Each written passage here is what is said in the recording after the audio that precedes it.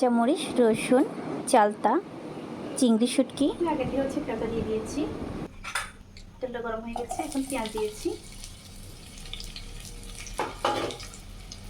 পেঁয়াজটা ভেজে নেব।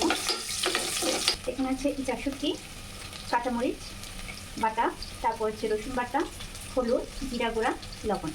এটা আমি একসাথে দিয়ে দিই। করবো মাঝে মাঝে অনেক কিছু খেতে ইচ্ছে করে, আমার খুব চালটা খেতে ইচ্ছে হলো, তার জন্য আজকে হচ্ছে চট করে গেলাম বাজারে গিয়ে দেখি কচি কচি চালটা পেয়ে গেলাম।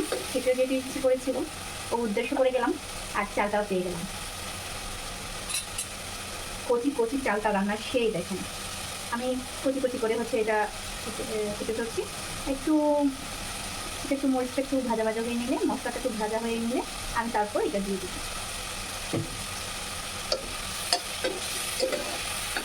আমি আমি হচ্ছে মানুষের মতো একটু ভালো রান্না করতে জানি না, যাই জানি আমার মতোই জানি, আমি খাওয়ার মতো আর কি। আর আমার সাহেব আমি যেটা রান্না করি ওটাই খেয়ে ভালোবাসি তো। আর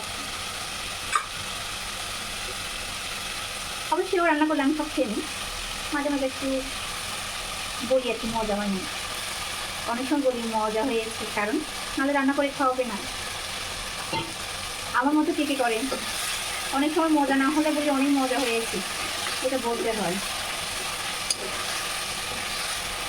আর গ্রানটা কি যে লাগছে, ও সেই রকম গান। একটু ঢাকনা দিয়ে দিলাম, একটু সিদ্ধ হোক।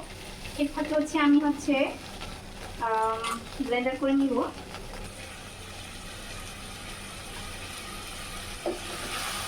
তো হালকা হালকা হয়ে আসছে এটা। এখন আমি এখানে একটু ঝোল দেবো,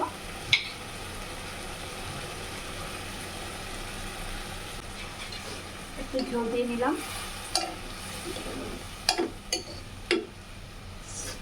রান্নাটা খুব স্বাদের মতো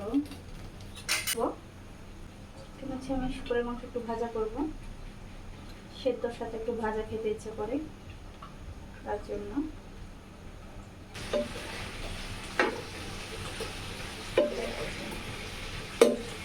হলুদের গুঁড়াটাও কিন্তু গ্রানটা অনেক, কাঁচা হলুদের কম, যতবার দিই ততবার খেতে ইচ্ছে করে।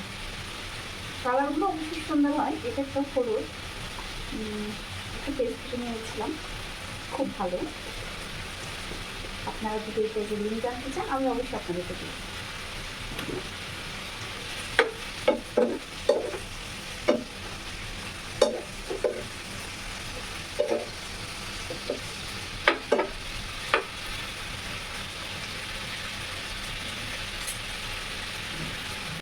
এটাকে বলে খুমচানি, অনেক সুন্দর গ্রাম, তরকারি সাদা। খুমচানি দিয়ে দিলাম, শেষ সেরকম গ্রাম। আর এদিকে হচ্ছে আমার ভাজাটা হয়ে গেলে